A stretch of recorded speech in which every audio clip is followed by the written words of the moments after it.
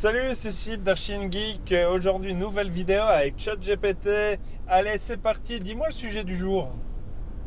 Salut Sip, sujet du jour, comment tu vas passer de mode vacances à reprise efficace sans te cramer?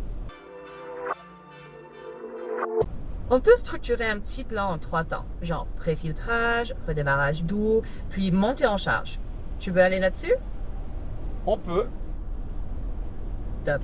Alors phase 1, 2 à 3 jours avant la reprise officielle, tu relances ta machine mentale mais en sourdine. Juste ouvrir la boîte mail une fois par jour et trier sans répondre sauf vraie urgence. L'étiquette mentale, à jeter, à déléguer, à traiter plus tard. Jusque-là, ça te parle? Oui, pour un moment, je traite généralement en 2 temps avec à lire et à traiter. Nickel. On garde ton système. Dans ce cas, pendant la pré-reprise, reste sur à lire seulement et tu ne touches pas au à traiter. Juste baliser, respirer. Ça évite la surcharge avant même la reprise. Tu vois la différence? Oui, tout à fait. Je pense qu'un petit point supplémentaire, ça serait déjà de filtrer aussi toutes les publicités. Oui, exactement. Une passe de nettoyage purement mécanique. Tu vires les news, les promos, les notifications automatiques. C'est zéro énergie mentale, mais ça te donne déjà une sensation de contrôle. Et surtout, tu ne touches toujours pas au fond. Parfait. Super. Étape suivante ensuite, le premier jour officiel, tu ne fais que 3 vraies tâches. Pas plus. Des tâches qui débloquent le reste. Pas de réunions inutiles, pas de micro-tâches parasites.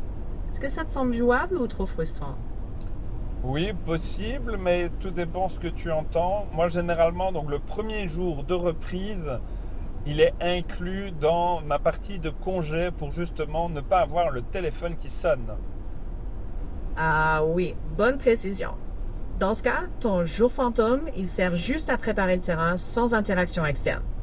Et le vrai jour 1, tu te fais un sas.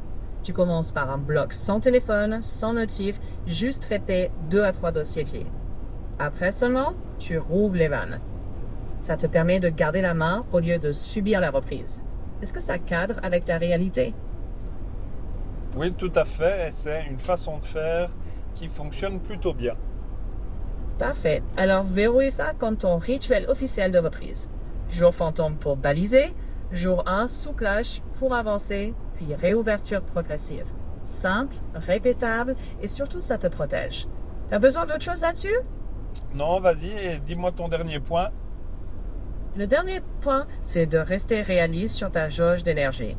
Si à la fin du jour 1, t'as encore de la marge, tant mieux, tu t'arrêtes quand même un peu avant la saturation. C'est ça qui fait que tu tiens la semaine sans craquer. Tu reprends le rythme, c'est pas un sprint dès lundi. Ouais, et c'est ça, le plus dur, c'est de trouver son équilibre journalier. Mais ça, à mon avis, ça sera le sujet d'une autre vidéo.